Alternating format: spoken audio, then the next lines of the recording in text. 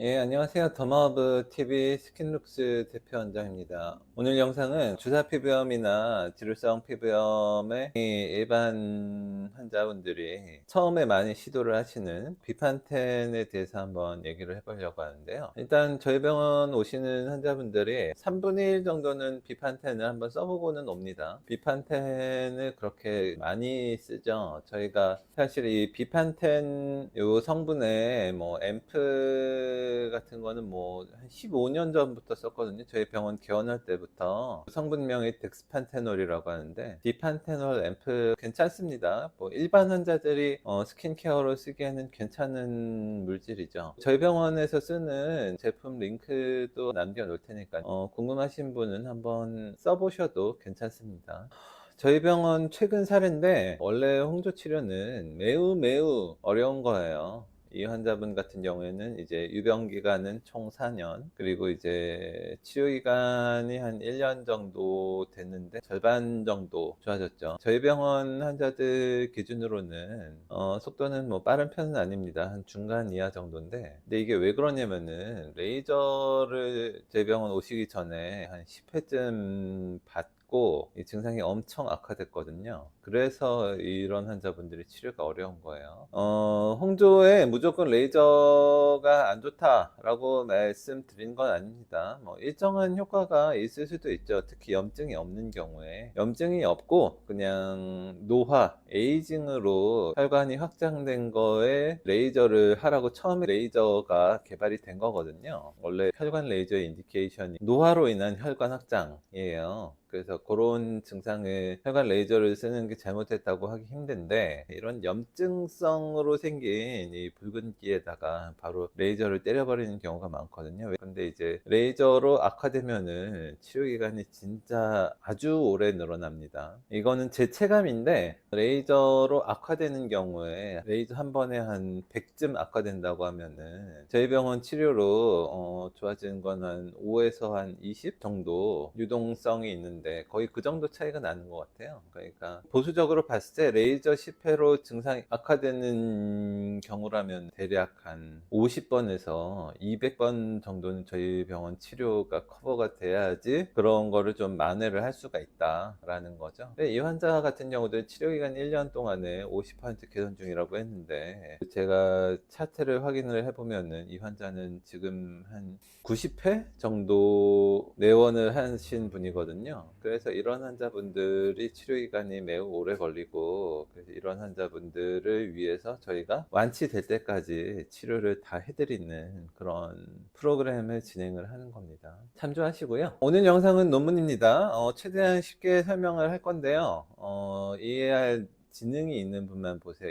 이 얘기를 왜 했냐면, 저희가 환자분들이 연락이 오잖아요. 그러면은 보다가 뭐 이해가 안 되겠다 라는 얘기를 하시는데, 이해가 안 되면 그냥 이걸 막 공부해 가지고, 환자가 막 공부해서 볼 것까지는 아닌 것 같거든요. 그냥 이해 안 되면은 보시지 말고 그냥 집 앞에 피부과에서 약 그냥 처방해 주는 대로 그냥 쓰시면 됩니다. 이 스테로이드가 뭐 죽는 약도 아니고, 또 일정한 효과가 있잖아요. 부작용이 있을 뿐이지. 그래서 그냥 부작용을 감수하고 스테로이드를 써도 괜찮은 방법이라고 저는 생각을 합니다. 그 자연수액이 15년 된 증상을 한 달 만에 낫게는 못합니다. 이런 질문을 또 받아서 그러는데, 증상 15년 되신 분이 뭐 병원 오지도 않고 그냥 자연수액만 써서 해보고 싶다라고 하는데, 1, 2주도 안 돼가지고 낫는 거냐 안 낫는 거냐라고 문의를 하시는데, 15년 동안에 레이저고 뭐고 할 거 다 해놓고서는 자연수액만 뿌려가지고 뭐 한 달 만에 뭐 눈에 보이는 아주 드라마틱한 개선을 요구하시는 거는 조금 잘못된 것 같아요. 그런 거를 원하시면은 그냥 마찬가지로 기존에 다니시던 뭐 레이저 하시던 병원이나 스테로이드 받으시던 병원에서 스테로이드 그냥 쓰시면 됩니다. 요즘에 이런 문의가 많이 오는데, 집에서 자연수액만 쓰는 거는 저희 병원 치료의 한 10분의 1 10%에서 뭐 한 많이 잡아봐야 20% 수준이라고 보시면 돼요.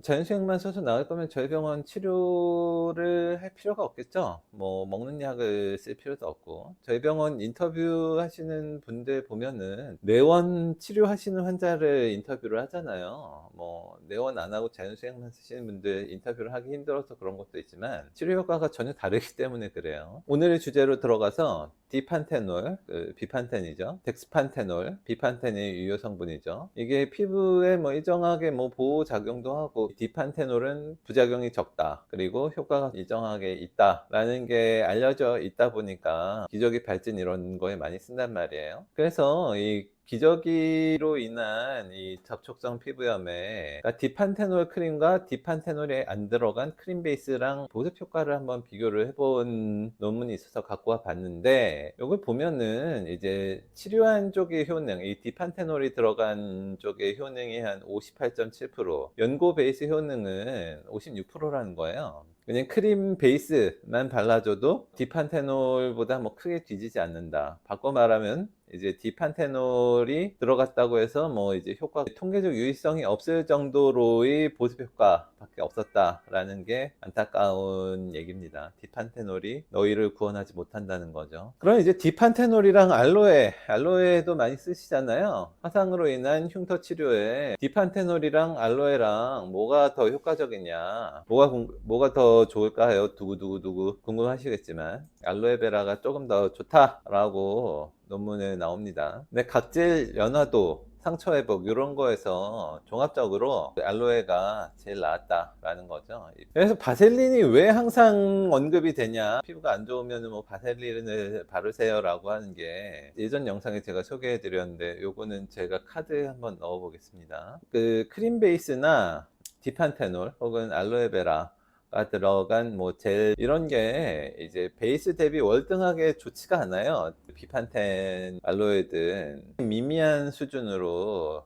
약간 나을 수도 있고 안 나을 수도 있고, 통계적으로 유의할 정도로 뭐 좋아지지 않는다는 게 문제입니다. 근데 이제 바셀린이 대표적인 뭐 미네랄 오일이잖아요. 뭐 크림 베이스랑 별 차이가 없기 때문에 바셀린이라는 게, 그래서 바셀린은 뭐 비판텐이랑 뭐 비슷하고, 비판텐은 알로에랑 비슷하고, 알로에는 젤 비슷하고, 그리고 이 비판텐이나 알로에 같은 경우에 보존제로 들어가는 물질들의 자극이 생기면은 오히려 안 쓰니만 못한 수준이 되는 겁니다. 그러면 이런 걸 쓰지 말아야 되냐라고 했을 때, 뭐를 써도 스테로이드보단 낫거든요. 그래서 스테로이드 부작용이 있거나 뭐 탈수를 하시는 분들 초기, 아니면은 뭐 접촉성 피부염이 있거나 주사가 되려고 하는 것 같다던가, 뭐 지루성 피부염이 있다던가 했을 때, 저희 병원에 뭐 질문을 많이 하시는데, 뭐 저희 병원 치료하면서 뭐 비타민 먹어도 돼요 안 돼요 뭐 이런 질문을 하는데, 마음껏 드시라고 하거든요. 그게 특별히 좋아지지도 않고 나빠지지도 않기 때문에, 그래도 개미 눈물만큼이라도 좋아질 수 있으면은 영양제 정도는 먹어도 괜찮아요. 그냥 드시라 혹은 쓰시라 라고 하는데, 비판텐도 마찬가지인 겁니다. 뭐를 써도 요 세 개 중에는 스테로이드보다는 해가 없으면서도 그래도 아주 조금이라도 좋아질 수도 있을 수도 있기 때문에 그냥 쓰시라. 그걸로 뭐 치료는 안 되겠지만 써서 이너피스라도 생기면은 할 만한 거 아니에요? 요 바셀린은 항상 이야기하지만 미네랄 오일이기 때문에 이걸로 치료 효과를 기대하기는 좀 힘들다는 거. 비판텐도 마찬가지로 비타민이기 때문에, 비타민으로 나을 것 같으면은 저희 병원 채널이 굉장히 여러 번 검색을 해야지 겨우 나오는 채널이잖아요. 아마 저희 이 영상을 보시는 분들은 아마 비판텐을 다 써보셨을 거라고 생각이 되는데, 비판텐으로 낫지 않는 거 이미 알고 계실 거니까, 알로에 바셀린 마찬가지라는 거. 하지만 이제 붙잡고 더 강력하고 그 효과적인 유효 물질을 오래 작정하고 써서 치료를 하면은 좋아지긴 좋아진다. 앞으로 여기서 더 뺄 수 있다 라는 거 다시 한번 말씀드리면서요, 오늘 영상은 여기까지 하겠습니다. 고맙습니다.